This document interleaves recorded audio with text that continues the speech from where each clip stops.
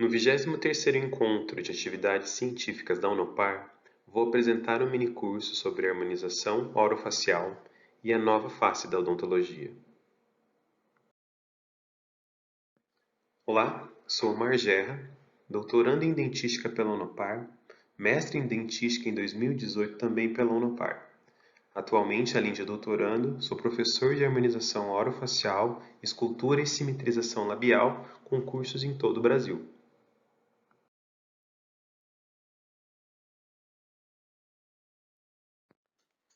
Então, o que seria a harmonização orofacial propriamente dita? Aplicação de toxina botulínica, preenchedores faciais com ácido hialurônico, bioestimuladores para melhora do colágeno, bichectomia, que é a remoção da bola de Bichat, fios de estímulo, fios de tração, lipoplastia, que é a lipoenzimática de papada, e liplifting, que é uma parte cirúrgica que tem a remoção do tecido cutâneo para melhora da aparência dos dentes. Caracterizam procedimentos de harmonização orofacial.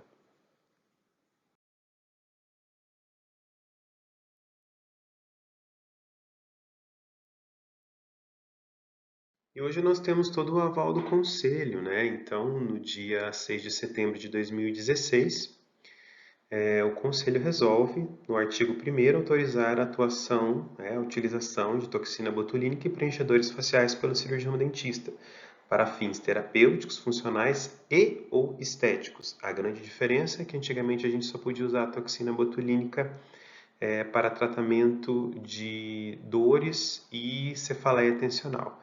Então, esses funcionais, e ou estéticos, desde que não extrapole a nossa área de atuação.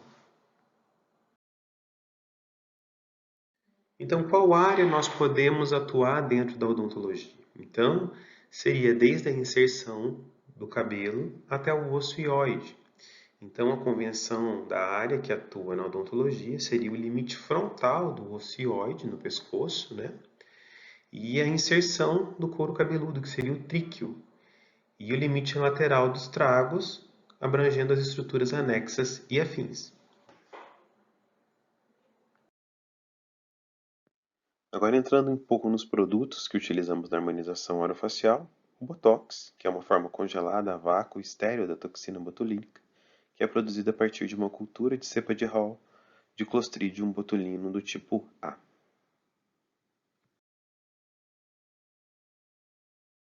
E aqui apresentamos alguns grupos musculares importantes. Temos o orbicular da boca, orbicular dos olhos, corrugador, óscipito frontal, prócero, mentual, depressor do ângulo da boca e risório. Então, como seriam esses pontos que a gente usaria para delimitar a atuação da toxina botulínica em cima desses músculos?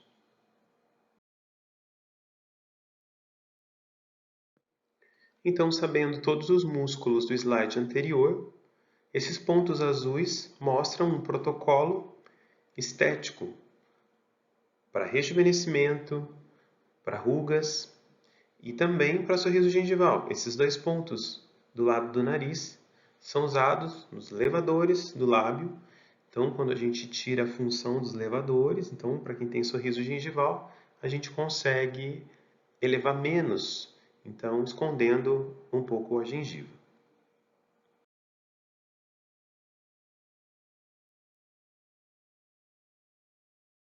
E como a toxina botulínica não é para sempre, ela, uma vez aplicada, ela tem um tempo de duração.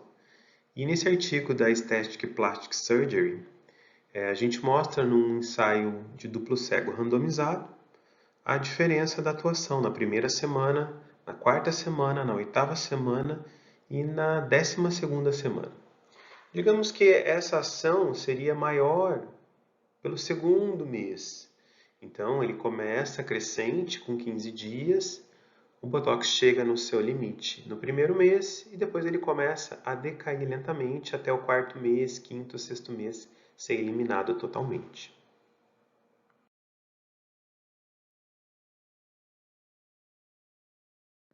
E para entendermos de rejuvenescimento, nós precisamos entender sobre envelhecimento da face. Então, os próximos slides serão também da parte anatômica quanto os produtos utilizados para o rejuvenescimento.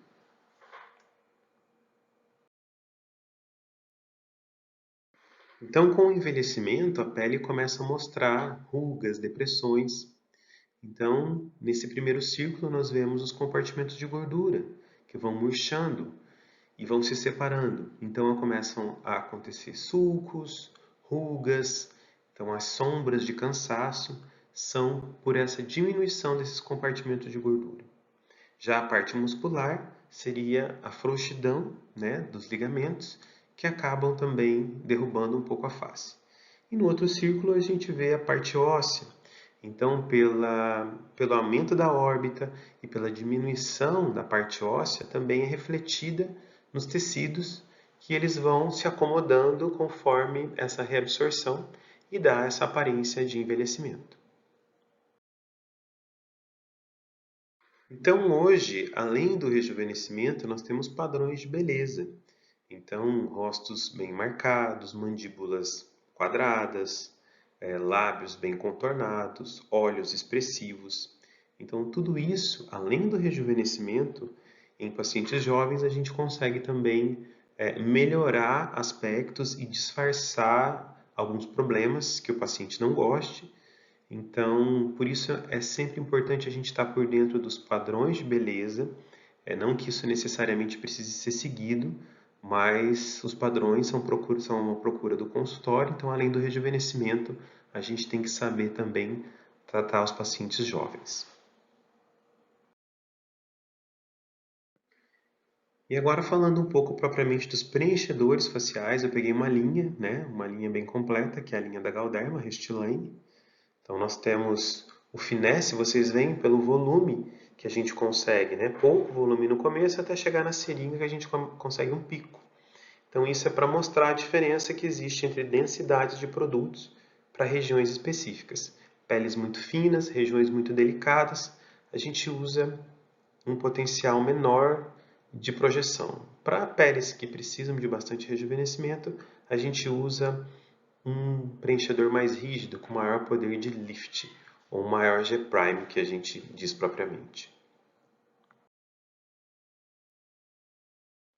Agora eu vou apresentar um caso clínico com a técnica B3D, que é um protocolo de escultura e simetrização labial, onde nós usamos um produto com uma densidade média, porque como o lábio é elástico, né, e tem uma mímica facial, nós não podemos endurecê-lo.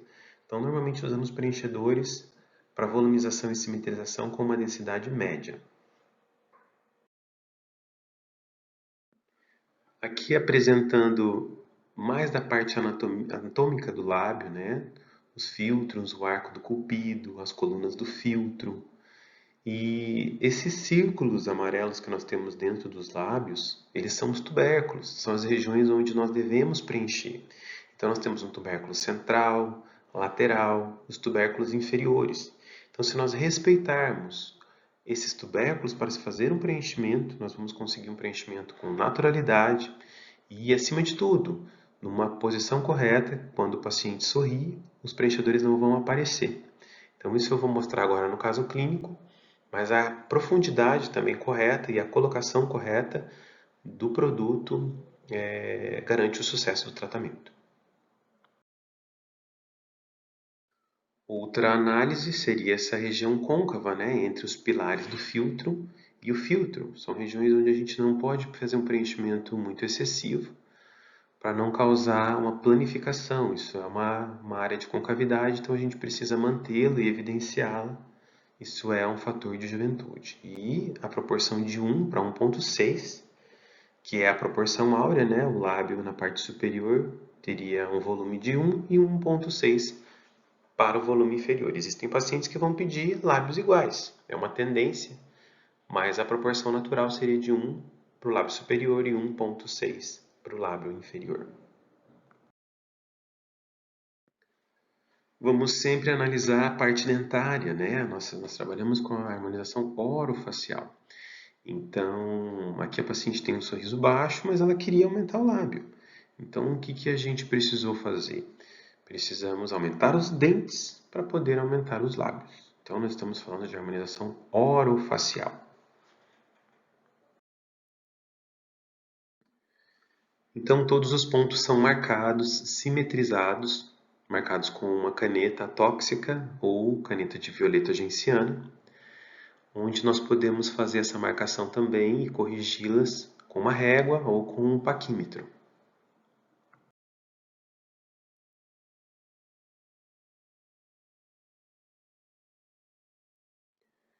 Feita a marcação, nós começamos a fazer o contorno do lábio. Então, o volume e o produto utilizado, isso a gente entra no planejamento.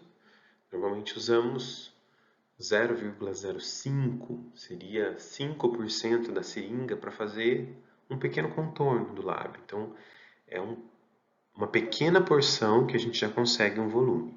Então, tudo marcado, simetrizado, a gente vai para a aplicação com a agulha. Mais uma visão de frente do tubérculo central, né, onde nós entramos por cima. Depois é feita a massagem para distribuir o preenchedor, não é simplesmente colocar o preenchedor, ele precisa ser homogeneizado e integrado ao tecido para ganhar naturalidade. Aqui já com o tubérculo central feito na primeira foto, na segunda foto nós passamos para o tubérculo lateral. Então, mantendo as áreas de reentrância e mantendo as áreas de protuberância, que seriam os tubérculos. Então, relembrando novamente aquele slide dos círculos amarelos, nós estamos colocando os preenchedores na área dos tubérculos para garantir as reentrâncias e protuberâncias. Então, para a gente ter um preenchimento seguro, nós precisamos saber da vascularização, da irrigação. E aqui nós temos algumas variações da artéria labial superior. Então, são várias anastomoses que as veias e artérias podem sofrer. Então, a gente tenta sempre fazer na porção cutânea do lábio e sobre a porção do orbicular da boca, que é o músculo que nós temos. Então, os ramos das artérias sempre não, a maioria das vezes estão por dentro do músculo, na parte onde nós vamos preencher. Então, a gente tem que ter sempre em mente a parte anatômica, vascular e a parte muscular também, para sabermos fazer um preenchimento sem grandes riscos.